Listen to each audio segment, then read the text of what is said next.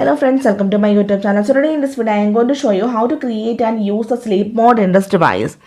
Simply go to settings. Now scroll down, tap on the option focus. Now we need to create a new focus. Tap on the plus button on the top right side.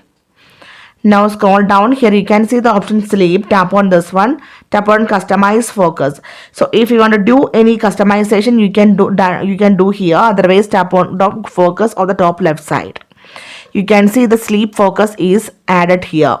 Now directly go to the control center. So tap and hold the focus. Here you can see a new focus sleep. You can see here. To enable this one, just tap on this one. You can see this turned on. So after turn on the status bar, you can see a new symbol. You can see here. This is for the sleep mode. You can see, right? So simply in this way, you can create and you can use this sleep mode in this device. So hope you guys enjoy this video. Thank you for watching. Thank you. Bye-bye.